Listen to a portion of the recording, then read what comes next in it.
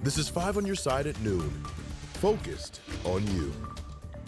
We start today with the weather. Here's a live look from the Belleville Circle. Another hot day with temperatures expected to climb into the 90s. Thanks so much for being here at noon. I'm Kay Quinn. There are chances for some storms in some areas as well. Meteorologist Anthony Slaughter watching the sky for us. He's here with the Weather First forecast. Yeah, good afternoon, Kay. I would say I think all the cloud cover we have today may actually hinder us from getting in the 90s. We've had more rain than we were expecting away from St. Louis as well. So it may be a cooler day for some, but also a stormy day. You can see the satellite and radar does show some storms around. Most of St. Louis has been dry aside from just mist and drizzle this morning, but you see there is a broken line to our west from Sullivan down into Lesterville. This is headed to the southeast for places like Festus, Bloomsdale, Farmington, Potosi, and then another broken line of showers and storms back towards the Ozarks and even out towards southern Illinois, Nashville, Mount Vernon. You've had some heavier rain in the last hour. And then you see mostly just speckles of green here. Better shower out towards New Melly about to hit you there. So as we go through the next few hours, we are just looking at spotty activity. When it's not raining, of course, it will be warm, humid, but today's activity, again, very limited when it comes to coverage area. Now tonight, a larger area of storms move in. Damaging wind and loud thunder are expected. We'll time it out for you and show you the futurecast. That's coming up in a few minutes, Kay. All right, we'll see you then. Thank you, Anthony. New at noon, an update on those health episodes Senate Republican leader Mitch McConnell has been having on camera. The U.S. Capitol physician says neurologists confirm they show no evidence of being strokes or seizures. The 81-year-old senator's health came into question after he froze while speaking to reporters last week. It was the second freezing incident he suffered in the last few months. The physician says it could be the result of a concussion the senator suffered after falling in March. McConnell says he has no plans to retire. First Lady Jill Biden has tested positive for COVID-19. The White House says she's experiencing only mild symptoms. President Biden tested negative. He will continue to be tested for a few days. Jill Biden will remain at the couple's home in Delaware for the time being. Students at Alton High School are remote again today. The district sent a letter to parents saying they will be back in class tomorrow. There have been some safety concerns because of a fight that broke out in the hallways last week. Administrators restricted attendance at last Friday's football game, and now there will be extra security, including a metal detector that will be in place in the coming days. Students will also notice more law enforcement officers on campus.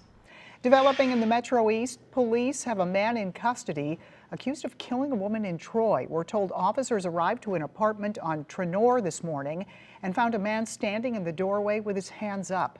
The officers later found a woman inside with several gunshot wounds. She died at the apartment. No other details are being released right now. A shooting outside of a North St. Louis YMCA leaves a man dead and a woman injured. Officers responded last night to the scene near Page Boulevard and Belt Avenue. They found the man dead and an 18-year-old woman injured. No names have been released. New information now on that homicide in Ferguson. A man faces charges in connection with the murder of a woman found dead in her yard. Police say the woman's body was hidden under a wheelbarrow, wrapped in bed sheets and plastic. Rodney Hubbard is charged with second-degree murder and tampering with evidence. The victim's name and cause of death have not been released, but investigators tell us she suffered blunt force trauma to the back of her head and face. Nurses at St. Louis University Hospital are taking a hard line on what they call a crisis in care. They voted to authorize a strike over the weekend. They've been without a contract since June. As 5 on Your Side's Laura Barczewski reports, their biggest issue is staffing. For months, St. Louis University Hospital nurses have been picketing and fighting for a new union contract that focuses on safety. A lot of the nurses that you see that have left the bedside leave because it's not safe. And they want to be able to go home to their families knowing that, hey, I'm going to be okay, and this job itself isn't going to take me out with it. Nurse Rachel Williams says because they are so short-staffed, they're working a lot of overtime and taking on a lot more patients. If you have 6 patients, that's 10 minutes each that you have with those patients. That's not enough. That's not fair to them, their families, or any of it. National Nurses United union steward Sarah DeWilde says in this new contract, they want to see more education opportunities, a raise, and ultimately more staff, just to name a few things. If I'm safe, I know that my patient and all the other ones are going to be safe. So There's evidence that says if you have more bodies on the unit, if you have more people looking out for other people, you're going to be safer. Williams says they truly don't want to go on strike, but are running out of options. But it's not what's best for our patients. But if that's what we need to do to be heard and let them know that, hey, we're serious, like help us, help them. We are the ones dealing with the patients. We are the ones at bedside. We have that expertise. Listen to us. That was Laura Barczewski reporting. We reached out to SSM Health again today for a statement. We have not heard back. The nurses will hold another meeting Thursday with hospital leaders to see what can be done. Some services are back at HSHS. The hospital system says phone lines are now working. It's been dealing with a cyber attack that's affected the hospital's computers and internet service since last week. Hospital Sisters Health System includes St. Elizabeth's in O'Fallon and 14 other healthcare facilities in Illinois. It says patients can now schedule elective and non-elective procedures. The hospital is still not collecting payments on outstanding medical bills at this time. Today, EPA putting Missouri water and wastewater companies on alert. The agency says the utilities could be targeted in a cyber attack. 5 on your side, Sydney Stallworth has more on what water companies are doing to defend themselves. Today, we're reporting from the offices at Missouri American Water, one of the several Missouri water and wastewater utility companies that have been warned by the EPA that a cyber group is looking to attack. A warning was sent out just yesterday saying that these companies need to take a second look at their cyber systems.